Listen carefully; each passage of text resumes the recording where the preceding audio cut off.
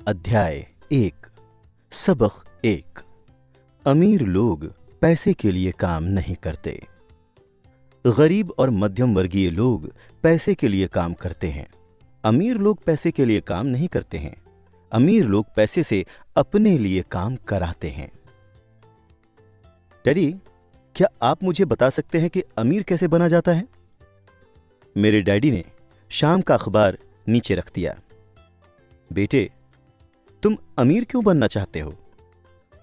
क्योंकि आज जिमी की मम्मी उनकी नई कैडिलैक में आई थी और वो वीकेंड पर मौज मस्ती करने के लिए उनके समुद्र तट वाले घर पर जा रहे थे। वो अपने 3 दोस्तों को साथ ले गया, लेकिन माइक और मुझे नहीं ले गया। उन्होंने हमसे कहा कि हमें इसलिए आमंत्रित नहीं किया गया क्योंकि हम गरीब हैं। उन्होंने ऐसा कहा? मेरे डैडी ने अविश्वास में पूछा।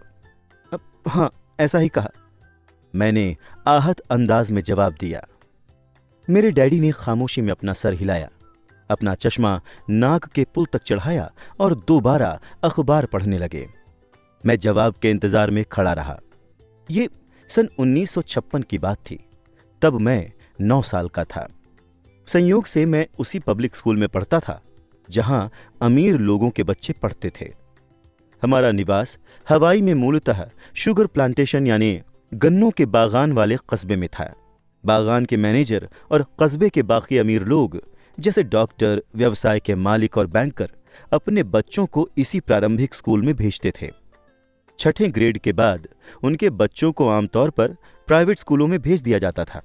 चूंकि मेरा परिवार सड़क के इस तरफ रहता था, इसीलिए मैं इस स्कूल में गया। अगर मैं सड़क के दूसरी तरफ रहता तो मैं एक अलग स्कूल में जाता जहां मेरे जैसे परिवारों के बच्चे पढ़ते थे। 6ठी ग्रेड के बाद मुझे इन्हीं बच्चों के साथ सरकारी इंटरमीडिएट और हाई स्कूल जाना था। उनके या मेरे लिए कोई प्राइवेट स्कूल नहीं था। मेरे डैडी ने आखिरकार अखबार नीचे रख दिया। मैं जानता था कि वो सोच विचार कर रहे हैं। अब देखो बेटे, उन्होंने धीरे धीरे शुरू किया, अगर तुम अमीर बनना चाहते हो तो तुम्हें पैसे बनाना सीखना पड़ेगा। मैंने पूछा, अब मैं कैसे पैसे बनाऊं? उन्होंने मुस्कुराते हुए कहा, देखो बेटा, अपने दिमाग का इस्तेमाल करो। तभी मैं उनका असली मतलब समझ गया था। मैं तुम्हें इतना ही बताने वाला हूं, या मुझे जवाब नहीं मालूम है, इसीलिए खामखा शर्मिंदा मत करो। एक साझेदारी बन जाती है। अगली सुबह मैंने अपने सबसे अच्छे दोस्त माइक को बताया कि मेरे डैडी ने क्या कहा था। जहां तक मैं जानता था, सिर्फ माइक और मैं ही उस स्कूल में पढ़ने वाले गरीब बच्चे थे। माइक भी संयोग से ही इस स्कूल में पढ़ रहा था। किसी ने कस्बे में स्कूलों की एक विभाजक रेखा खींच दी थी और इसी वजह से हम अमीर बच्चों वाले स्कूल में आ गए थे। वैसे हम वाकई गरीब नहीं थे, लेकिन हमें गरीबी का एहसास होता था क्योंकि बाकी सभी लड़कों के पास बेसबॉल के नए दस्ताने, नई साइकिलें, हर नई चीज होती थी। मम्मी डैडी हमें रोटी, कपड़ा और मकान जैसी सभी बुनियादी चीजें मुहैया कराते थे, लेकिन बस इतना ही। मेरे डैडी कहा करते थे, अगर तुम कोई चीज चाहते हो तो उसके लिए काम करो। हम चीजें तो बहुत सारी चाहते थे, लेकिन 9 साल के लड़कों के लिए ज्यादा काम उपलब्ध नहीं था।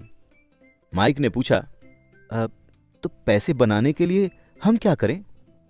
मैं नहीं जानता, मैंने कहा, लेकिन क्या तुम मेरे साझेदार बनोगे?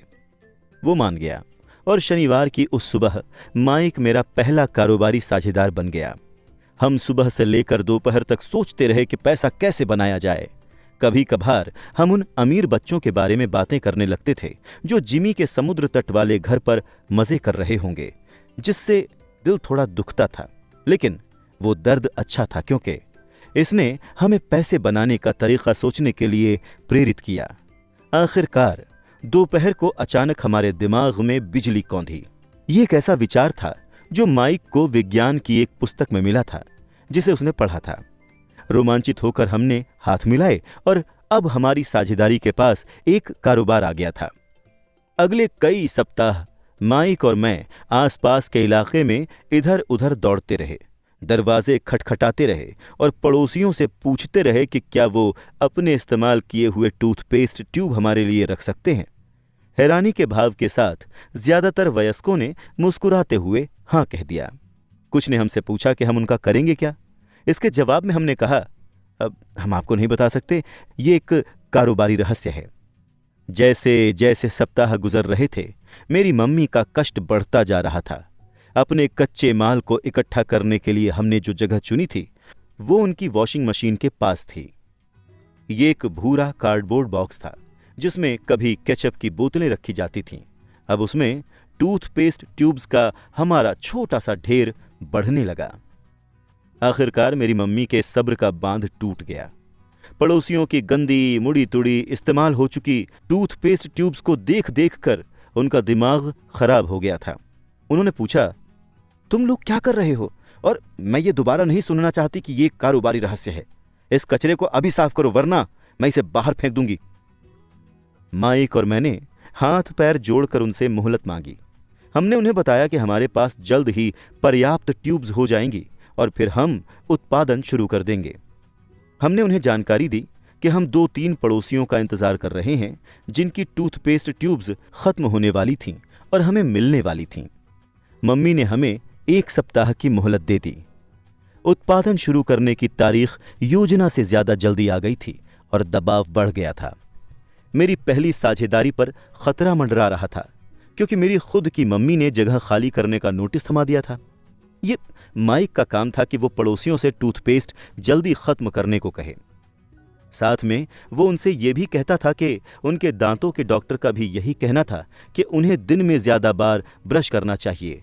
मैं उत्पादन की प्रक्रिया को ठीक ठाक करने में जुट गया। एक दिन मेरे डैडी एक दोस्त के साथ घर आए। उन्होंने देखा कि 9 साल के 2 लड़के पोर्च में पूरी गति से उत्पादन करने में जुटे हैं। हर कहीं बारीक सफेद चूरा फैला हुआ था। एक लंबी टेबल पर स्कूल के दूध के छोटे कार्टन्स थे और हमारे परिवार का हिबाची ग्रिल लाल सुर्ख कोयलों के साथ अधिकतम गर्मी पर दहक रहा था। डैडी सावधानी से चलकर आए। उन्हें पोर्च के शुरू में ही कार खड़ी करनी पड़ी क्योंकि उत्पादन की प्रक्रिया कार की जगह तक पहुंचने में बाधा डाल रही थी।